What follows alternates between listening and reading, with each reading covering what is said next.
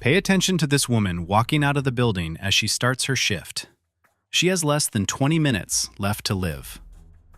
On this evening, 23-year-old Kata Scott thought she was just meeting up with a guy she'd been texting for a week. But 21-year-old Keon King had other plans. He'd already stolen a car the day before, bought a burner SIM card, and picked out a spot for a shallow grave near an abandoned school. Kata Scott was the kind of person who lit up every room she walked into. 23 years old, a Penn State grad. She worked as a nurse at an assisted living facility in Philadelphia, the very job where she was last seen alive.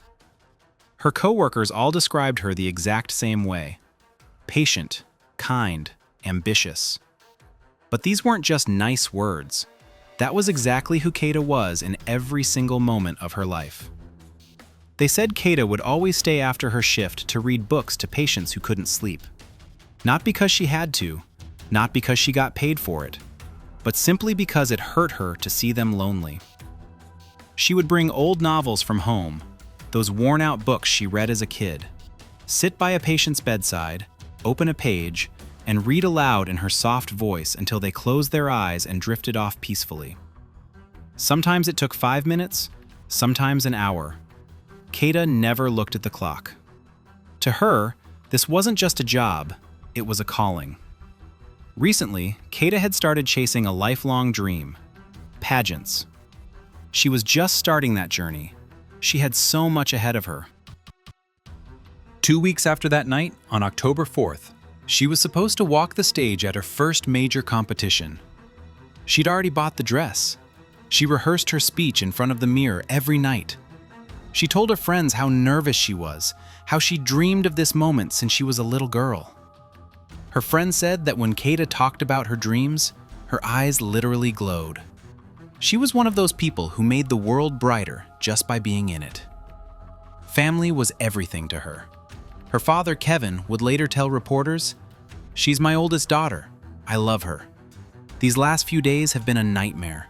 My head is spinning just trying to understand what happened." Kata was doing everything right: working, dreaming, building a future, caring for people. She didn't know that danger was already hunting her. On paper, 21-year-old Keon King was nobody special. An unemployed guy from Delaware.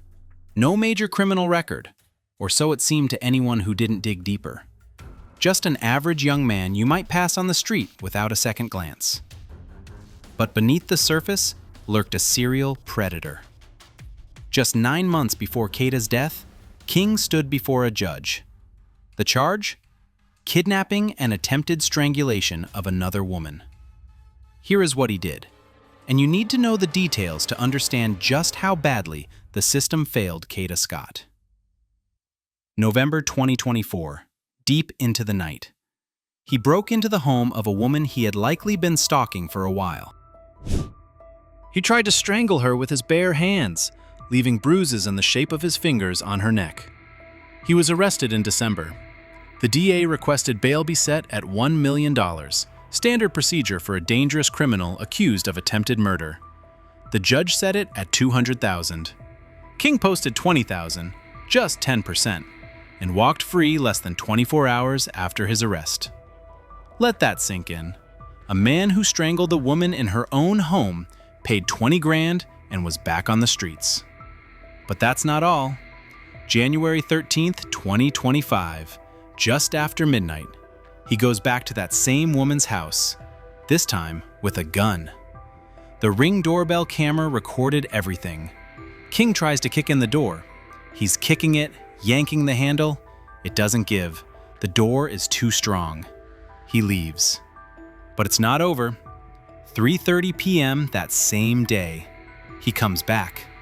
He realized he couldn't get in through the front door, so this time he waits outside. Armed, patient. The woman walks out of her house. She doesn't know he's there. He grabs her, drags her to the car, literally throws her into the back seat.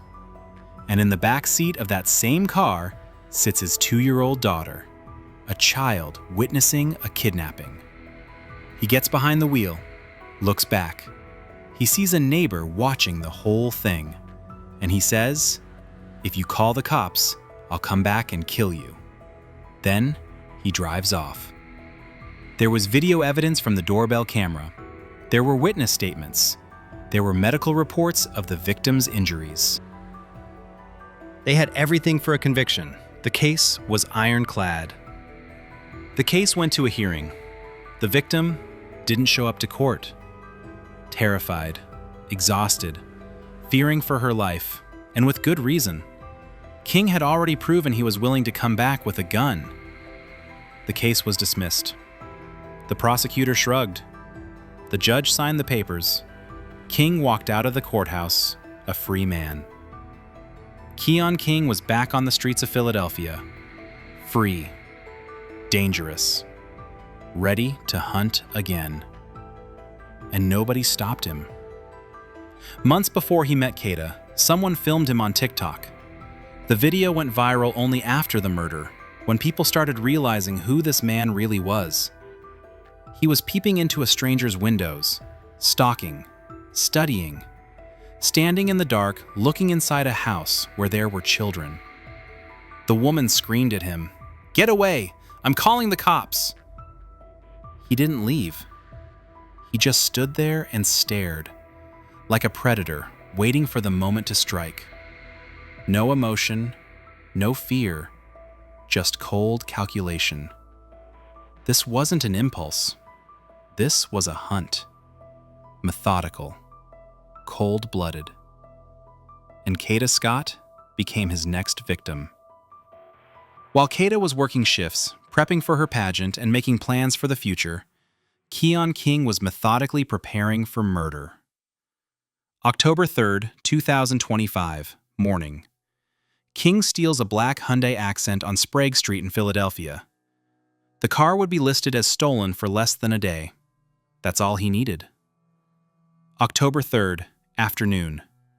He buys a new SIM card, registers it to a fake TextNow account, a burner number that can't be traced directly to him. October 4, 10:07 a.m. Kata gets a text from an unknown number.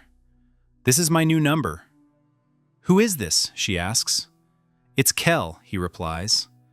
She didn't know that Kel was Keon. She didn't know he had already picked out a burial site. She didn't know she had less than 12 hours to live. They texted that day. About what? We don't know. Police haven't released the full transcripts.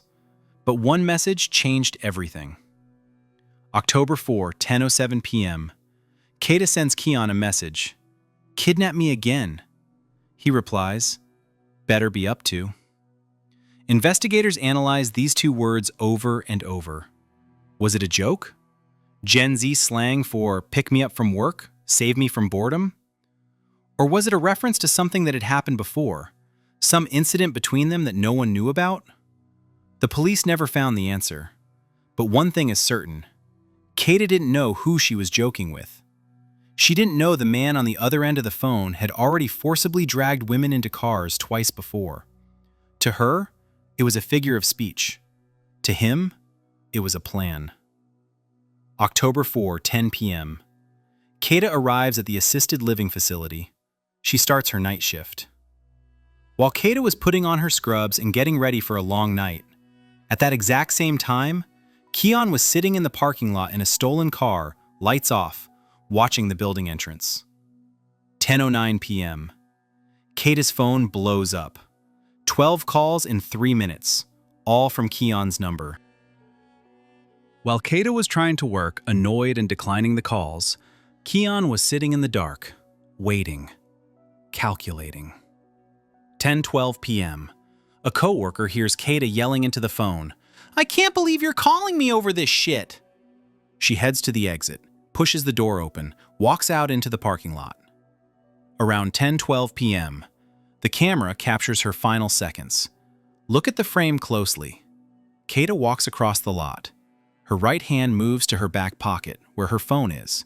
Her thumb hovers over the screen for a split second. Was she going to call someone? Text a friend? Send her location? But then she drops her hand. She keeps walking toward the dark car. That final hesitation could have saved her life, but she ignored her gut. 10:15 p.m.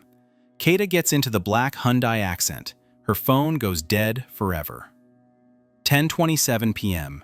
A surveillance camera at the Aubrey Recreation Center, 10 minutes from her job, captures the black Hyundai pulling into an empty parking lot. Inside is Kata Scott, but she is already dead. Investigators would later determine from medical data she was killed by a gunshot to the head less than 20 minutes after she got into the car. King didn't drive her somewhere. He didn't try to hide. He killed her almost immediately, in a stolen car, in an empty lot, cold-blooded, and it was all caught on camera. October 5th, morning. Kata didn't come home after her shift. Her phone was silent.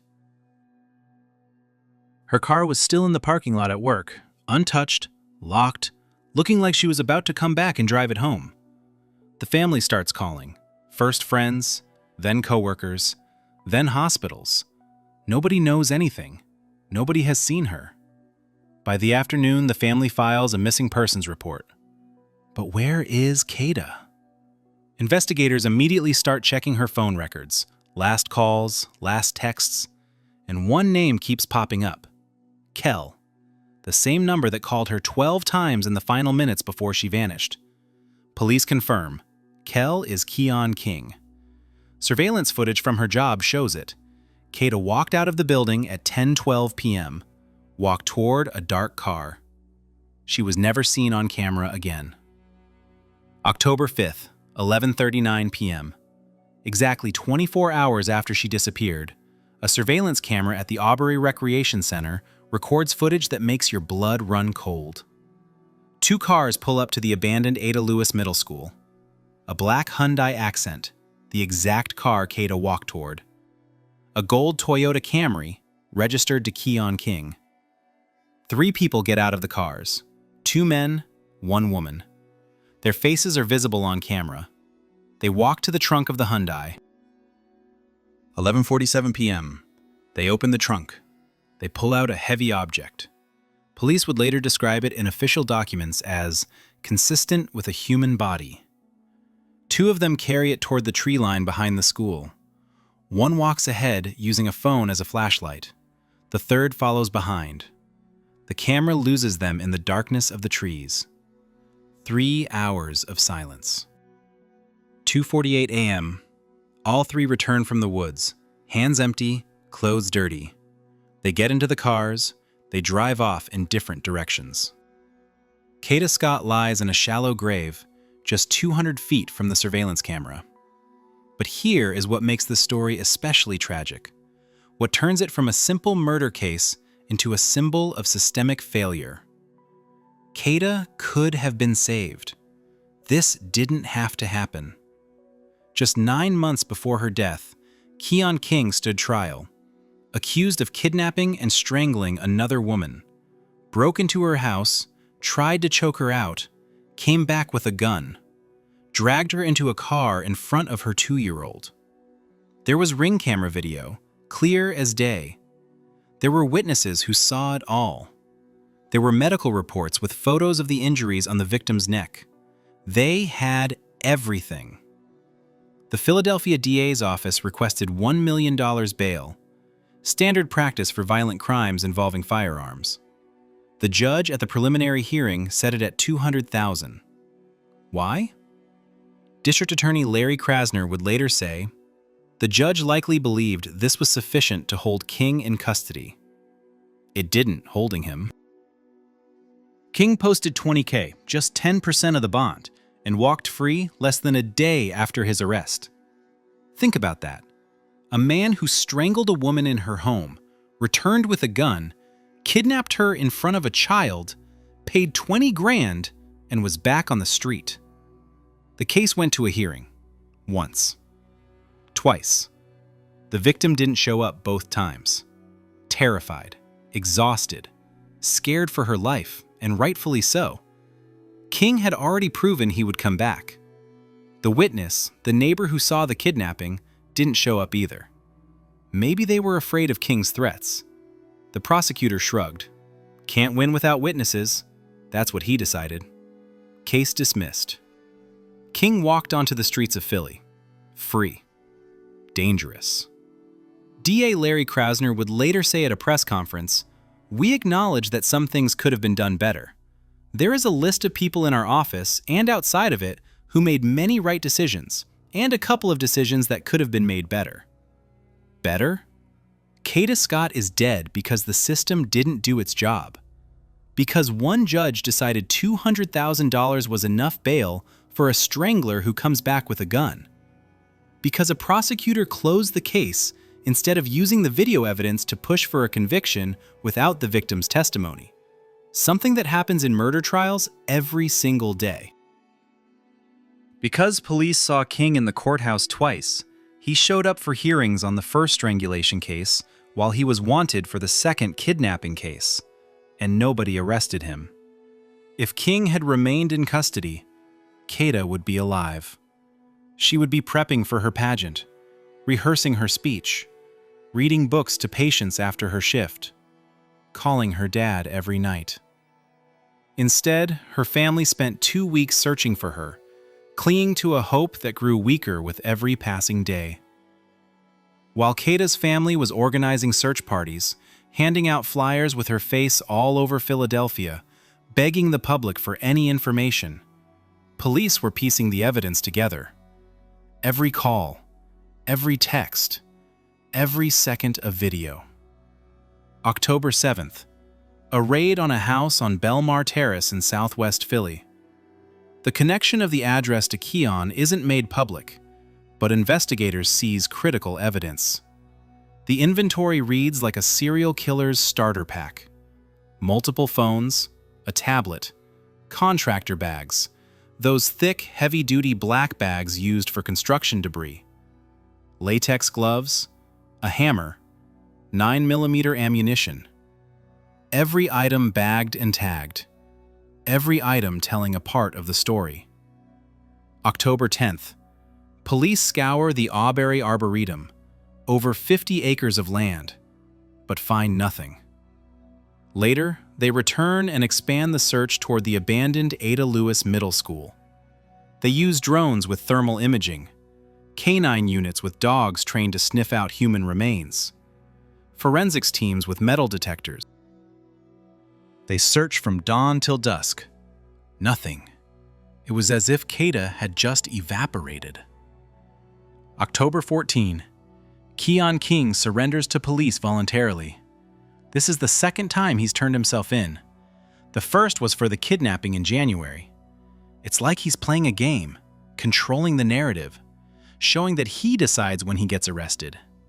He walks into the station with his lawyer, stays silent, refuses to answer a single question. Charges at this point? Kidnapping, unlawful confinement, stalking, criminal use of a communication facility, reckless endangerment, tampering with evidence. No murder charge yet. There's no body. Bail, $250,000. This time, he doesn't walk out. This time, the judge took his prior cases into account. Too late for Kata, but it's something. October 15. Police return to the Ada Lewis School. A second search of the same area. They know from the surveillance footage that the body is somewhere here. They saw it being carried into the woods in this exact direction. But finding a shallow grave in 50 acres of dense forest is like finding a needle in a haystack. This time, they go slower, more methodical. They comb through every square meter. And they find something.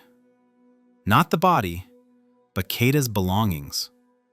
Her ID card, her glasses, the same ones she wore in her social media photos, her phone case, a bank debit card. Everything scattered in the bushes within a few meters, like someone had hurriedly emptied their pockets, ditching anything that could tie them to Kata. Forensics bag every item, check for prints, for DNA. But the main question remains unanswered. Where is Kata? The family posts a plea on social media. They launch a GoFundMe to finance the search. Every day they drive to the school and walk the woods themselves, staring at every bush, every depression in the earth. Kata's father, Kevin, gives an interview to local news. "We won't stop until we find her. We have to bring our baby girl home." October 18, evening. An anonymous call to Philadelphia police. The dispatcher records every word. The voice on the other end, male, young, says, "Go back to Ada Lewis School. Dig deeper. She's there. You were looking in the wrong place." "How do you know?" the dispatcher asks. Silence. Then, "Just trust me. Look in the bushes to the left of the old trail to the building. Shallow grave." The call cuts off. Police try to trace the number. Burner SIM. Phone turned off immediately after the call. But the info is too specific to ignore. October 19, Saturday, early morning. Investigators return to the tree line behind Ada Lewis Middle School for the third time. To the exact same spot where, 4 days ago, they only found Kata's things. But this time the caller gave exact coordinates. By 10 a.m., after 2 hours of careful digging, they find what they've been looking for 2 weeks. A shallow grave. Covered with branches, leaves, moss. Someone tried to camouflage it to look like the natural forest floor. Less than a meter deep. Inside, the body of a young woman. An assistant district attorney steps out to the crowd of reporters who have been camped out at the school since morning. He speaks carefully, choosing every word. "We cannot officially confirm the identity pending the medical examiner's report, but we have notified the family of Kata Scott that human remains have been recovered." He didn't need to say more. The family already knew. You could see it on their faces. Hope had died. October 22nd. The Philadelphia medical examiner releases the report. It is Kata Scott. Dental records confirm it. Cause of death? Gunshot wound to the head. Manner of death? Homicide. That same day, the charges against Keon King are upgraded. Murder in the first degree. Robbery. Theft. Uniform Firearms Act violations. Tampering with evidence. Abuse of corpse. Conspiracy. Possession of instruments of crime. Pure evil. As of January 2026, more than a year later, Keon King sits in custody awaiting trial. His lawyer, Shaka Johnson, stated he will not withdraw from the case despite public pressure, threats, and petitions demanding his removal. But here is what disturbs me the most. The 2 other people, the ones who helped King move Kata's body that night on October 5th, have still not been arrested. Surveillance footage shows their faces, their actions. They are on video. The police know who they are, but there are no charges. Why? The police are silent. The DA is silent. Kata's family demands answers. The public demands justice. But the system that failed Kata in life continues to fail her in death. Days before Kata's body was found, hundreds of people gathered at the gates of the abandoned school. Family, friends, neighbors, strangers, everyone came to honor her memory. They held bouquets of flowers, posters with her photo, dozens of white balloons. White was chosen specifically because, as her aunt said, Kata was an angel. People shared stories about her, about how kind she was, determined, full of life. One woman said, "She is our angel now. We want the whole world to know. We will not forget Kata Scott. Kata did everything right as a young woman, but someone decided she shouldn't live." When the time came, the crowd started a countdown. 3, 2, 1. And one by one, the white balloons rose into the sky, over the trees, over the school, over the very place where Kata's story came to a tragic end. It was heartbreaking, but it was powerful, because the community refused to let Kata's light be extinguished. They promised that Kata would never be forgotten. After Kata's death, her family demanded systemic change. They are demanding that domestic violence cases be investigated even when the victim is too afraid to appear in court. They are demanding that judges stop releasing violent offenders on ridiculous bail. They are demanding that Kata Scott's name not become just a statistic, just another young black woman whose death didn't get enough attention. In 2020, 268,000 black women were reported missing. Only 10% of those cases received media coverage. Kata was supposed to be the exception. Her story has to change something. Kata's story isn't just a tragedy, it's a lesson. Lesson number 1. Trust your intuition. Kata got 12 calls in 3 minutes. She screamed into the phone, "I can't believe this!" Something inside her told her something was wrong, but she went out anyway. If a person calls you 12 times in a row in 3 minutes, that's not romance. That's control. That's obsession. That is a red flag the size of a football field. Lesson number 2. Tell someone. When Kata walked out into that parking lot that night, nobody knew where she was going. Nobody knew who she was meeting. Nobody knew the car's license plate. Coworkers thought she was taking a break. If just one person knew, if she had sent her location to a friend, texted, "Meeting Kel, here's his plate number," things might have been different. Lesson number 3. The system will not protect you. Kata lived in a country where a man was charged with kidnapping twice and walked free. Where a judge decided $200,000 was enough bail for a man who strangled women and came back with a gun. Don't hope that someone will protect you. Protect yourself. Don't ignore the red flags.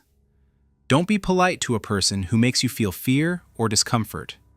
Politeness is not worth your life. Kata Scott dreamed of more, of the stage, of the crown, of showing the world who she could become. She was only 23. Everything was ahead of her. But the system failed her, and a monster in human form stole her future. If this story made you think, subscribe to the channel. Here, we dig into the cases the system tries to forget. And let me know in the comments, why do you think the 2 accomplices are still walking free? What is the Philadelphia Police Department hiding? Kata Scott deserves justice, and we won't stay silent until she gets it.